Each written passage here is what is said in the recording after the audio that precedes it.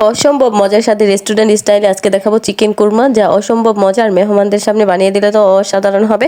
আসসালামু আলাইকুম, কেমন আছেন সবাই? আশা করছি ভালো আছেন। আমি আল্লাহর মতে খুব ভালো আছি। সবসময় আমি মুরগি রান্না করতে খেতে ভালো লাগে না, এই জন্য আজকে হচ্ছে বাটা মশলায় চিকেনটা রান্না করব, যা অসাধারণ মজা হবে।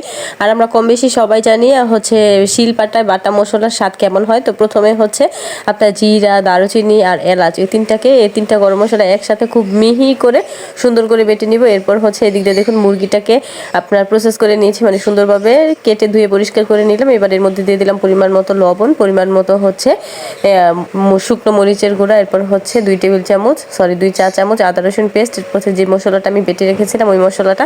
আর এখানে হচ্ছে আপনার হাফ কাপের থেকে কিছুটা কম দিয়ে দিব হচ্ছে টক দই। তো আমার টক দইটা হচ্ছে ডিপ ফ্রিজে সংরক্ষণ করা ছিল, এই জন্য হচ্ছে আপনার টক দইটা একটু পানি পানি ছেড়ে দিয়েছে। তো টক দইটা প্রথমে খুব ভালোভাবে ফেটিয়ে নিয়ে এবার এটাকে রেখে দিতে হবে 2 ঘন্টার জন্য রেস্টে।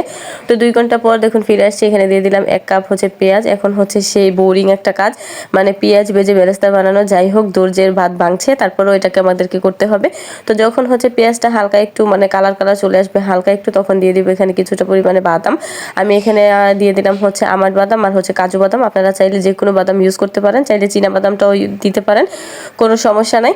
তো এরপর হচ্ছে দেখুন যখন আবার বেরেস্তাটা হয়ে যাবে তখন হচ্ছে নামিয়ে ফেলবো। এর থেকে বেশি কালার করতে যাবেন না, তাহলে হবে কি আপনার পেঁয়াজটা পুড়ে যেতে পারে।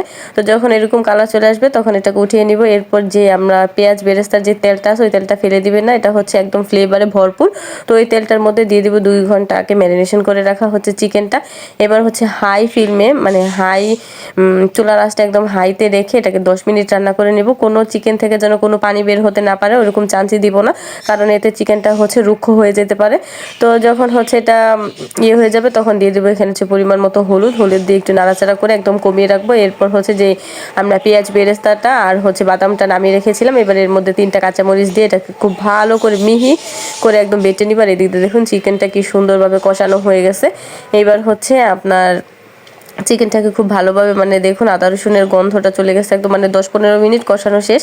এবার হচ্ছে যে পেঁয়াজ বেরেস্তাটা আমরা ভেজে রেখেছিলাম ওই বেরেস্তাটা দিয়ে দিব। আর হচ্ছে চিকেনটা সেদ্ধ হওয়ার জন্য আমরা এখানে কিছুটা পরিমাণে পানি দিয়ে দিলাম। আর আমরা তো সবাই কম বেশি জানি যে ব্রয়লার মুরগি হইতে একদমই সময় লাগে না, বা একদম খুবই অল্প পানিতে ব্রয়লার মুরগিটা হয়ে যায়। এই জন্য হচ্ছে আপনারা অবশ্যই ব্রয়লার মুরগি দিয়ে করতে পারেন, যদি অন্য মুরগি দেন তাহলে পানিটা একটু বেশি দিবেন, এই আর কি।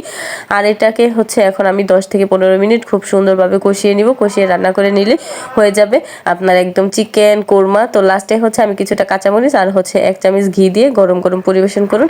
আপনারা চাইলে ভাত, রুটি, পোলাও, পরোটা যে কোনো কিছুর সাথে পরিবেশন করতে পারবেন, অসম্ভব মজা হয়। তো আমি রান্নার থেকে বেরিয়ে আসুন। সবসময় একরকম রান্না খেতে অনেক সময় দেখা যায় ভালো লাগে না, বা অনেকের আছে ব্রয়লার মুরগিটাই খেতে ভালো লাগে না। আমি গ্যারান্টি দিচ্ছি যদি এইভাবে করে আপনারা একবার রান্না করে খান অসাধারণ মজা হবে।